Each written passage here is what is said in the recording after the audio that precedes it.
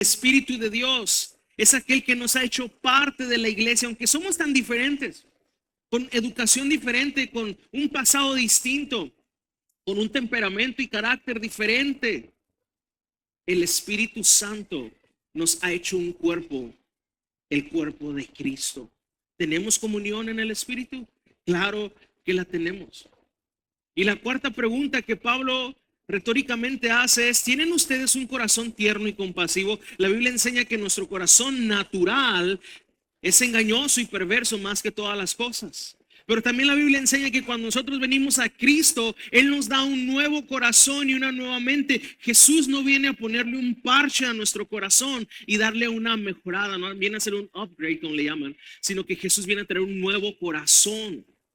La Biblia dice: quitaré el corazón de piedra y pondré uno de carne.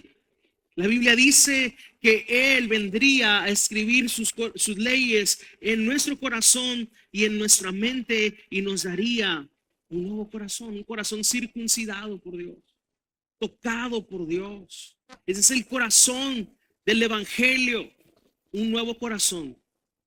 Entonces la respuesta es que ahora en Cristo sí tenemos un corazón que es tierno y que puede ser compasivo, justamente como el corazón de Jesús.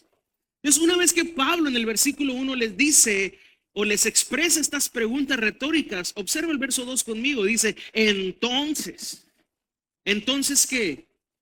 Entonces, todos estos beneficios que tenemos como cristianos, estos beneficios que tenemos como hijos de Dios, estos beneficios del Evangelio, dice Pablo, háganme verdaderamente feliz, poniéndose de acuerdo de todo corazón entre ustedes, amándose unos a otros y trabajando juntos con un mismo pensamiento y un mismo propósito. Hermanos, si tú y yo leemos el capítulo 1 de esta misma carta, Pablo les empieza a enseñar a la iglesia de Filipos cómo deben enfrentar los ataques y las dificultades externas. Pablo les habla a los hermanos acerca de sus cárceles, de sus sufrimientos, y les dice: ustedes también empiezan a pasar persecuciones, pero deben de permanecer firmes en la fe, firmes predicando estas buenas nuevas. Pablo se tomó el tiempo para enseñar cómo debe ser nuestra postura en contra de las situaciones externas, o sea, fuera de la iglesia, con los no creyentes, ante la oposición. Pero en estos versículos, Pablo ya no está hablando de afuera. Ahora Pablo está hablando de adentro, cómo lidiar con los conflictos internos dentro de la iglesia, dentro de la familia, de la gente que está cerca de ti. Y Pablo lo primero que dice es que el propósito de su corazón y de parte de Dios es que haya una unidad real. Él dice: háganme felices de esta manera, poniéndose de acuerdo de todo corazón entre ustedes, amándose unos a otros y trabajando juntos con un mismo pensamiento y un mismo propósito. Ese corazón, el corazón de este hombre que Dios usó para levantar la iglesia de Filipo, era que esta iglesia caminara en una verdadera unidad. El deseo de Dios para la iglesia de Avivamiento de Amor y para las familias es que caminemos en una genuina humildad y que sepamos tratarnos con ese amor que Dios nos ha dado y que sepamos alinear nuestro corazón al corazón de Dios. Y me encanta porque en el versículo siguiente, Pablo ahora nos empieza a decir cómo es que nosotros podemos desarrollar esa unidad entre nosotros. Nos empieza a expresar Pablo cómo podemos alcanzar esa unidad que Cristo desea en su iglesia, en nuestras familias. Versículo 3 dice: no sean egoístas, no traten de impresionar a nadie. La versión Reina Valera, en lugar de decir estas dos palabras, dice: nada hagan por contienda o por vanagloria.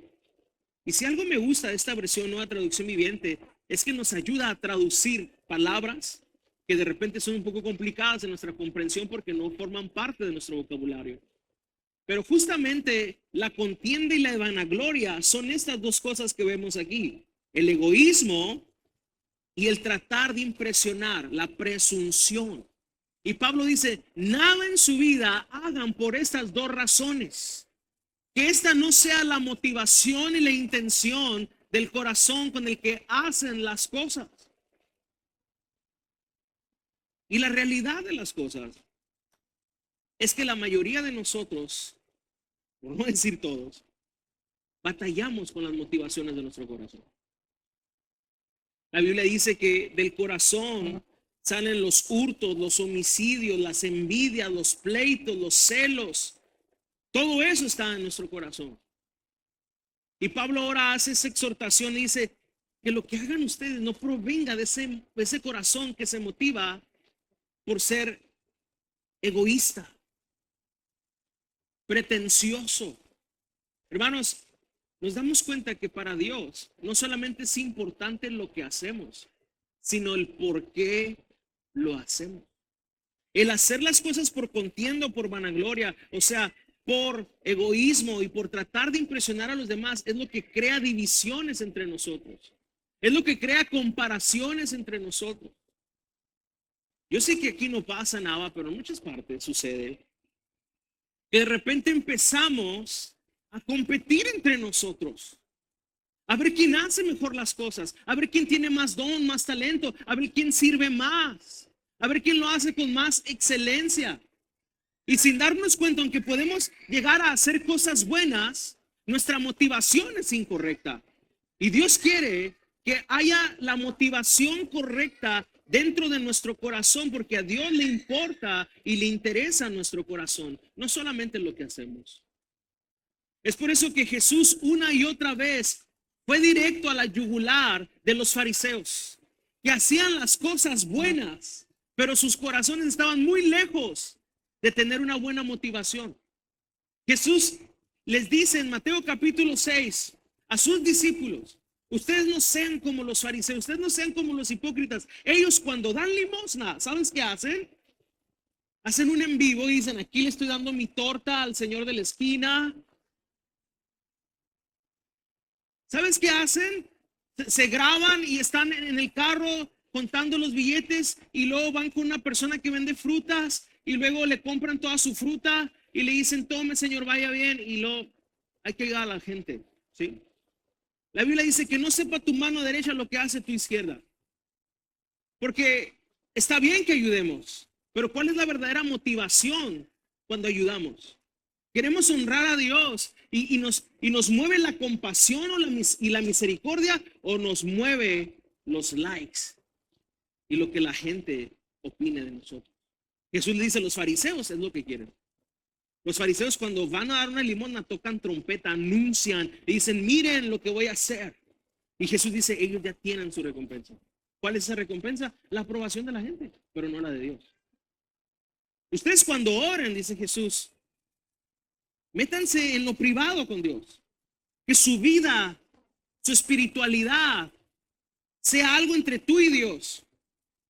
No algo de lo cual haces jactancia. Oh, yo oro y cuando yo hablo los demonios tiemblan. Y cuando yo esto y cuando yo lo otro y cuando yo hice y cuando yo dije, hermanos, la gloria es para Cristo, no para nosotros.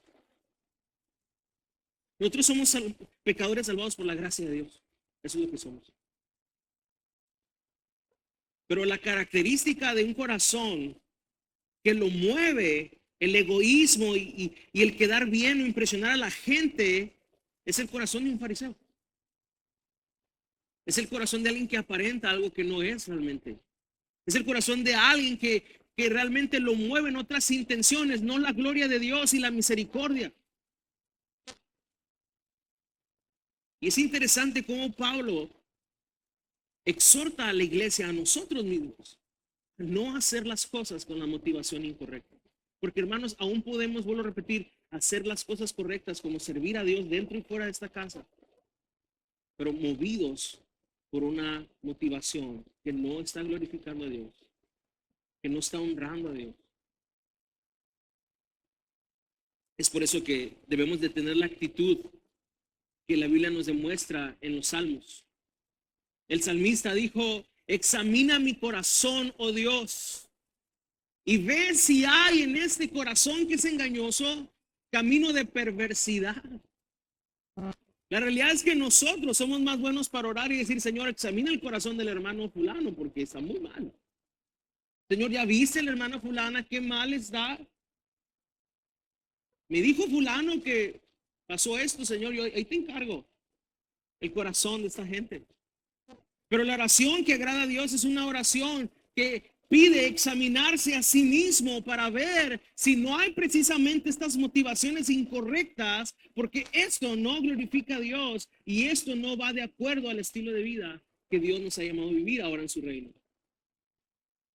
La contienda y la vanagloria son, hermanos, la raíz de las divisiones, de los conflictos, de los pleitos, de las separaciones, no solo dentro de la iglesia, sino dentro de las familias. Si vivimos cada quien jalando para su propio molino y no vemos la necesidad de los demás. El domingo pasado que hablábamos acerca del perdón, esto es esencial para poder perdonar. Que tú entiendas que no vivimos para nosotros mismos, sino que Dios nos ha llamado a vivir para su gloria y para las demás personas. Después, dice, sean humildes, es decir, considerando a los demás como mejores que ustedes. Una persona que está siendo impactada por el evangelio, que realmente está entendiendo el evangelio, una iglesia que está creyendo y entendiendo el evangelio, ¿sabes cómo se ve eso? Una iglesia que cada vez es más humilde. Ahora, pobreza y humildad son dos cosas muy distintas. A veces nosotros creemos que es un sinónimo, pero no lo es así. A veces exaltamos mucho la pobreza dentro de la iglesia creyendo que es humildad, pero créeme, hay muchos pobres que no son humildes para nada. La humildad es una condición del corazón que reconoce quién es Él y la ayuda que necesita de la gracia de Dios. Y una definición que me encanta también de humildad es que humildad no es pensar menos de ti, sino pensar menos en ti. Dios no está tratando con nuestro corazón para que tengamos una baja autoestima.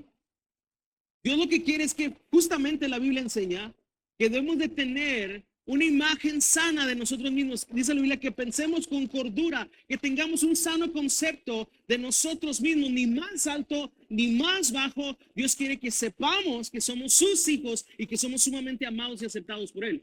¿No es así? Pero al mismo tiempo, como dice aquí, considerando a los demás como mejores que ustedes. Hermanos, la realidad es que yo no puedo servirle a una persona a la cual yo considero que es inferior que yo. Al contrario, cuando yo siento y pienso que una persona es inferior a mí, yo quiero que esa persona me sirva. Y ese es el gran problema del corazón que tenemos. Humildad es dignificar a las personas entendiendo que Dios nos ama a todos por igual y que dentro del cuerpo de Cristo no importa el cargo, el estudio, no importa si tu ministerio es muy visible o no visible, si tienes muchos años o pocos años, si estudiaste el Instituto Bíblico o no lo estudiaste, no importa, tú y yo para Dios valemos lo mismo. Y cuando desarrollamos ese corazón de humildad, podemos ver a la gente con dignidad, porque fue justamente lo que Cristo hizo. Él vino a esta tierra y comió con los marginados sociales. Entabló relaciones con personas que se supone que en la élite religiosa estaba mal que tú tuvieras. Para empezar, él no fue al templo a escoger dentro del Sanedrín y dentro de los líderes religiosos a sus discípulos. Él fue con el pueblo, él fue con el vulgo, él fue con la gente que los demás ignoraban y de ahí tomó a sus discípulos.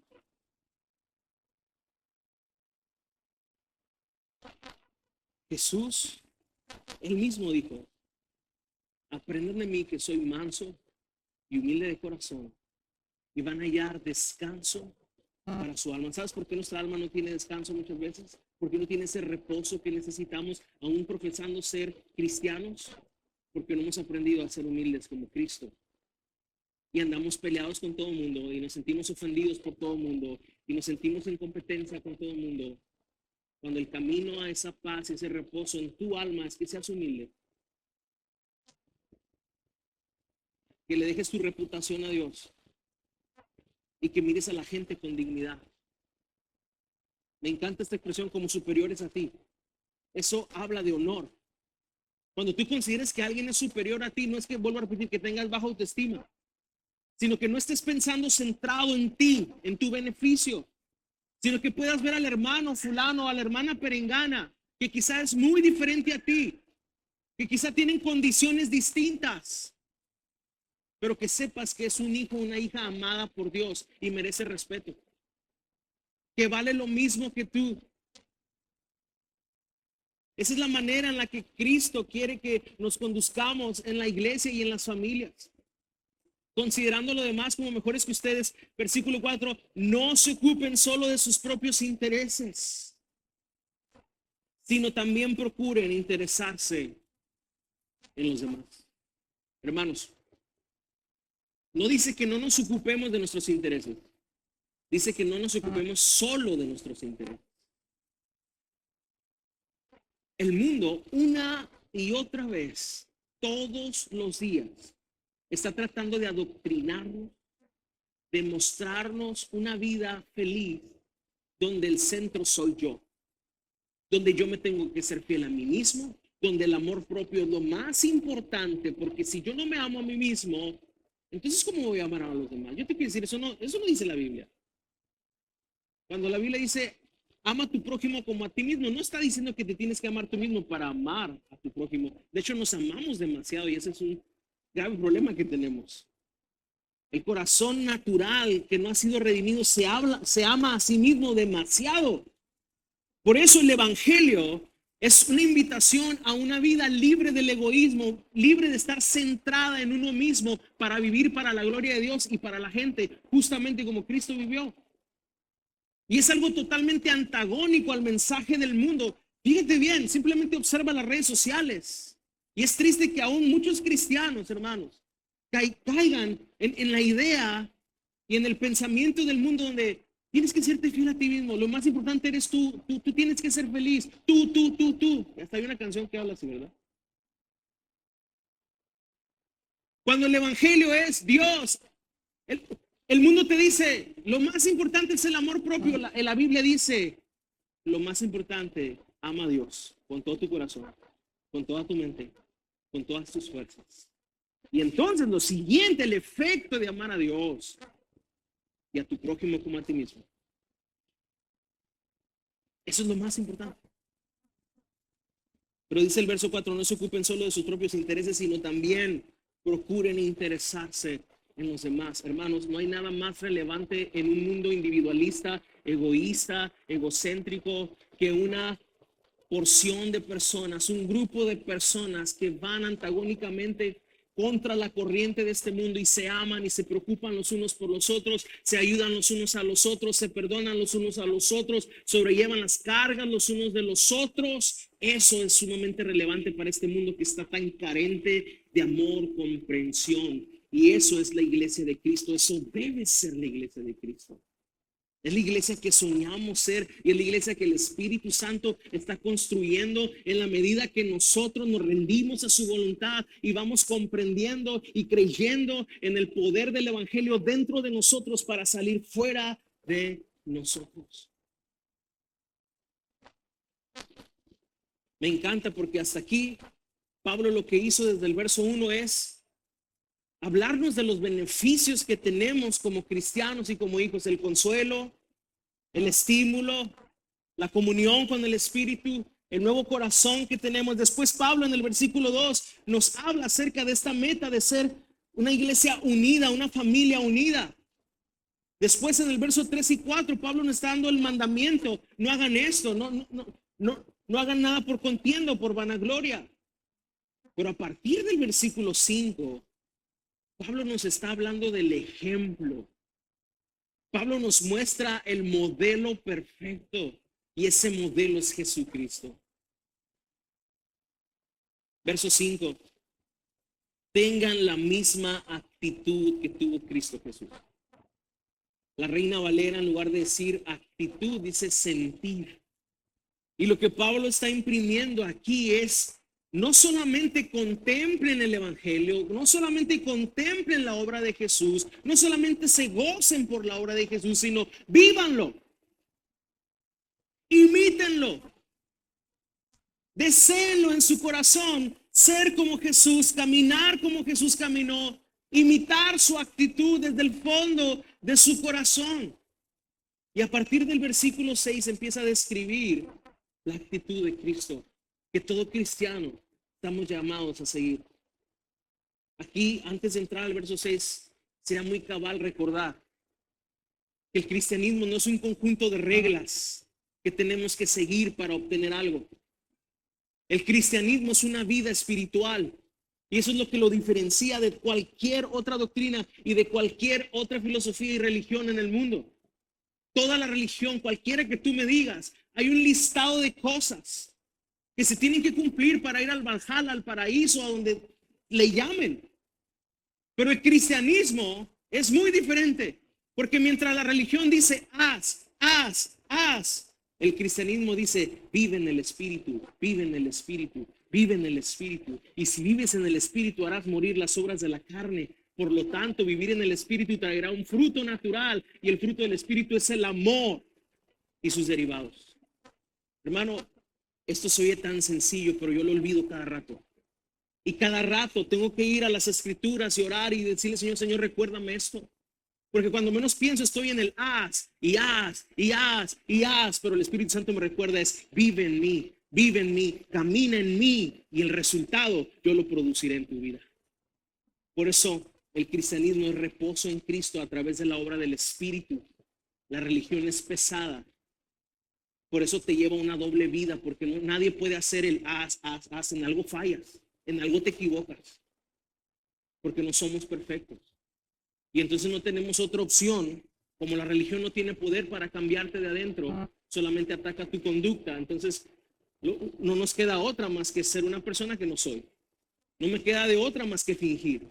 No me queda de otra más que venir a la iglesia y pretender algo que no soy. Pero cuando tú vas entendiendo el Evangelio, eres libre de esa doble vida, porque aquí todos somos pecadores. Yo no sé si tú sabías eso. Yo soy pecador. Esa semana lamentablemente pequé también. Cometí errores.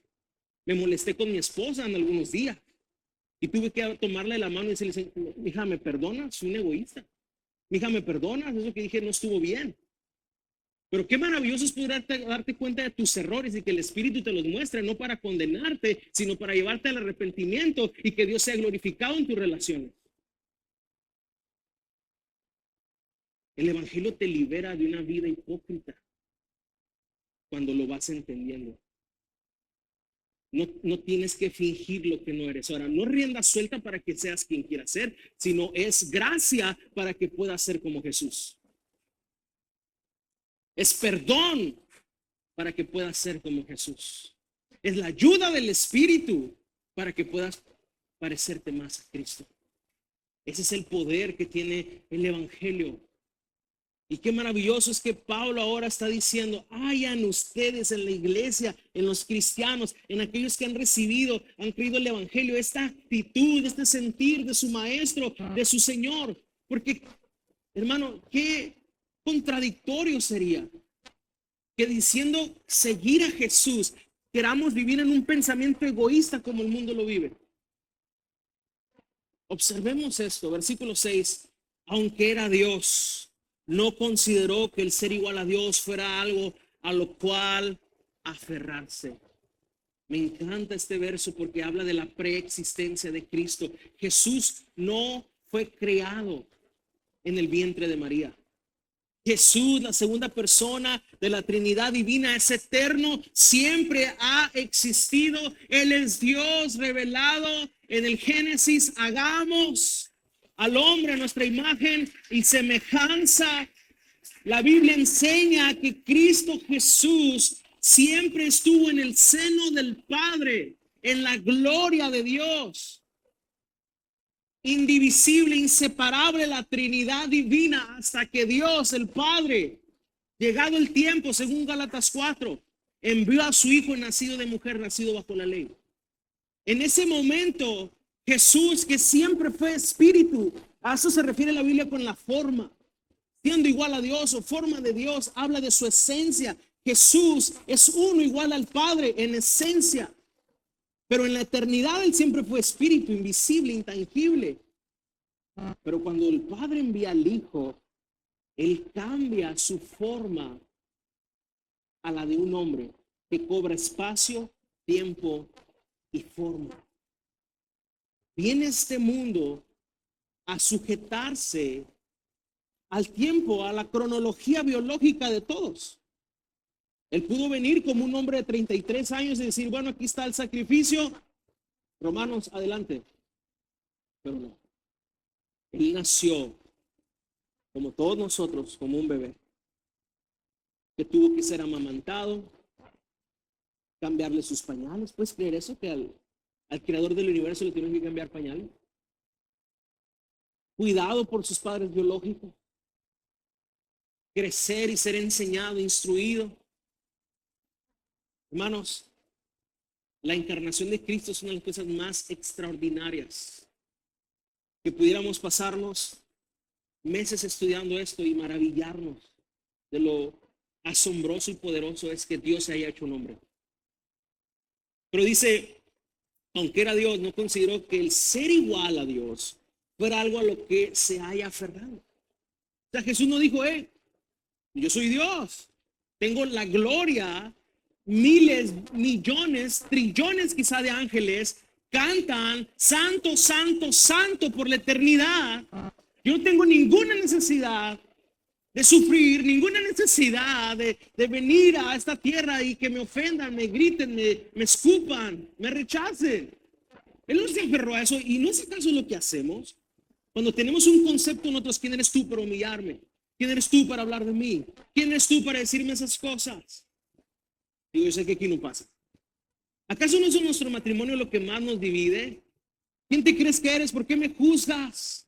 Tú también tienes errores. No, pero tú también.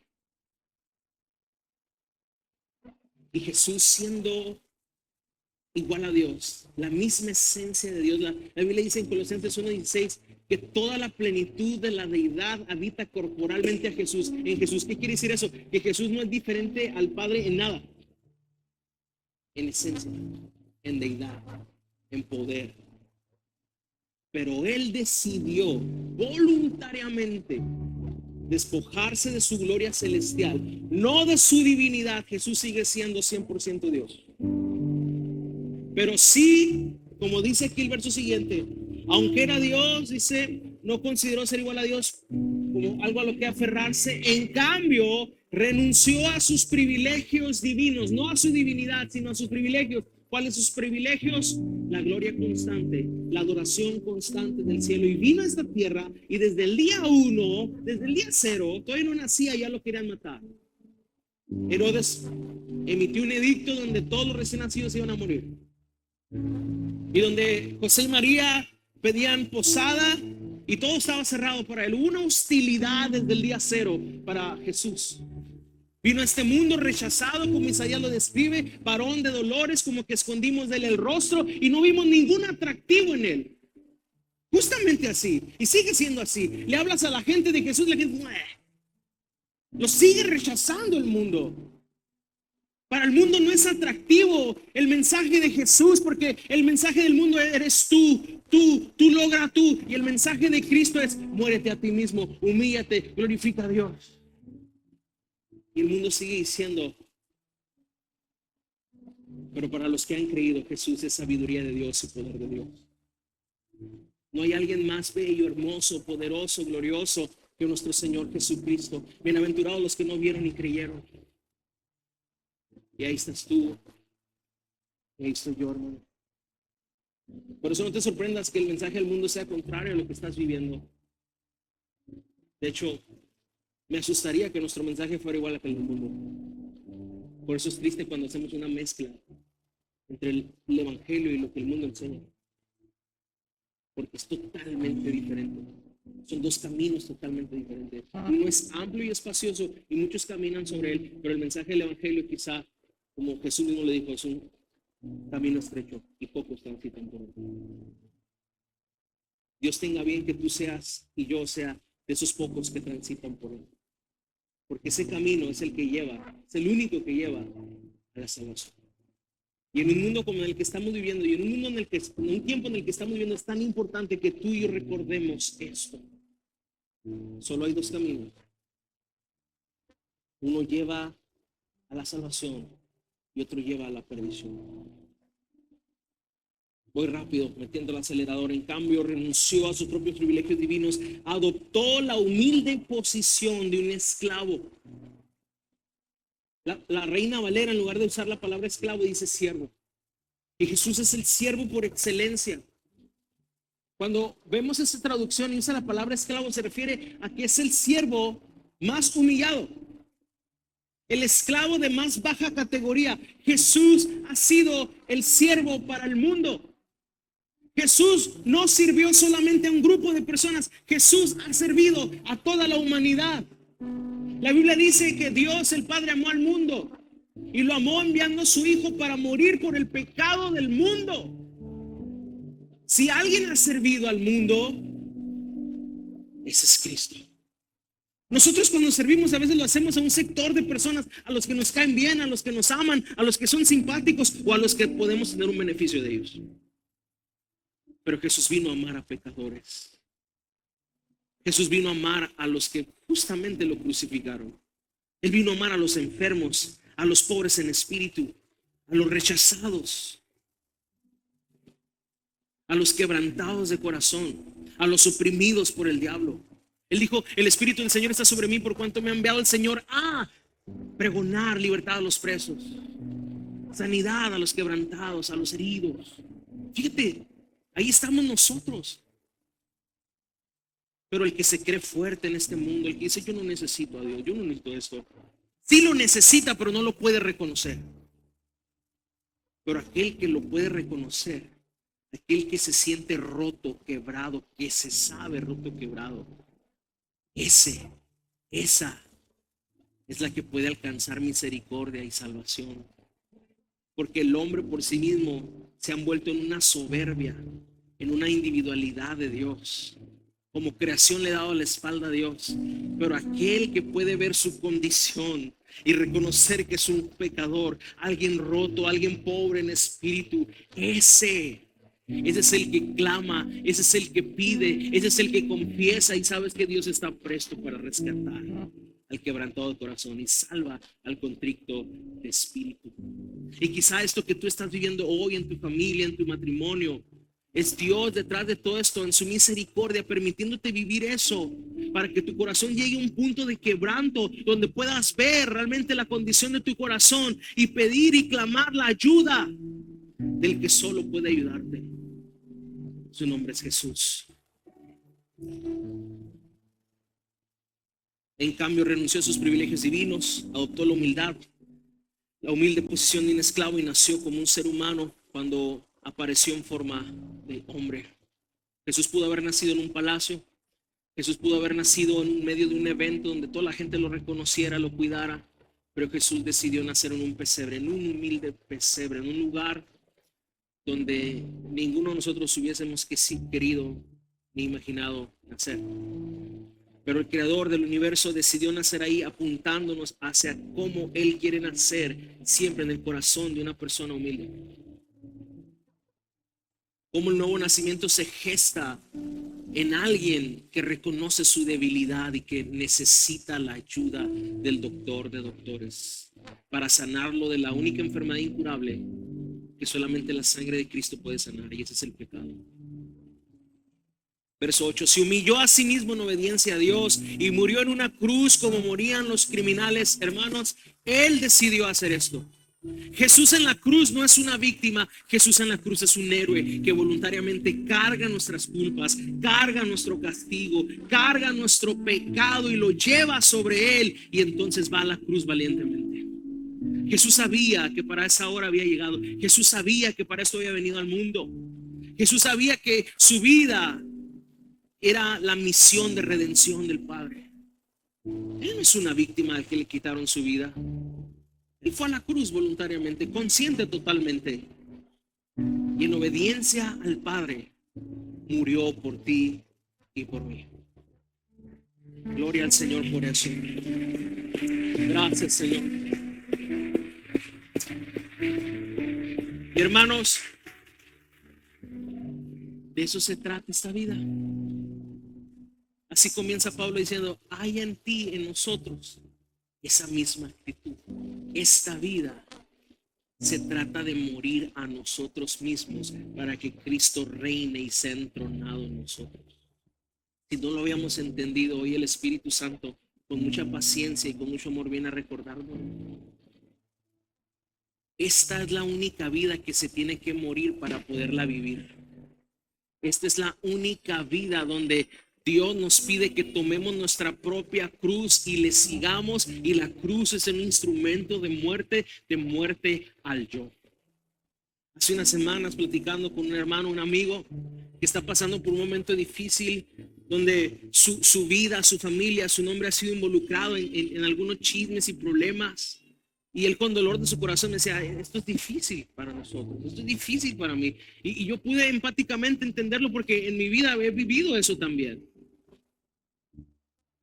Y vino a mi mente este recuerdo de una frase que a mí me marcó. Y es la siguiente, muy sencilla, pero muy profunda. Un muerto no tiene reputación. El llamado del cristiano es la muerte al yo para vivir una vida para la gloria de Dios y para el beneficio de los demás, justamente como Cristo lo hizo. Pero mientras yo siga vivo a mí mismo, las situaciones, las circunstancias, los pecados de otros me golpean. Pero si yo cada vez estoy muriendo a mí, Cristo va creciendo en mí. Un muerto no tiene reputación. Y eso significa que mientras yo siga sintiendo, es porque sigo muy vivo a mí mismo. Y yo necesito que el Espíritu Santo y la palabra de Dios haga esa muerte en mí. Porque ya no vivo yo, sino que ahora Cristo vive en mí. Y lo que vivo en la carne, lo vivo en la fe del Hijo de Dios, el cual me amó y se entregó a sí mismo por mí. De eso se trata, hermanos. Por eso el Evangelio nos hace más humildes. Y es a través del Evangelio que podemos vivir en una verdadera unidad. Por eso una de las evidencias más visibles de que una iglesia está creyendo el Evangelio y está viviendo el Evangelio es que cada vez es más humilde, cada vez se parece más a su Señor. Y eso es lo que anhelamos ser en Avivamiento de Amor.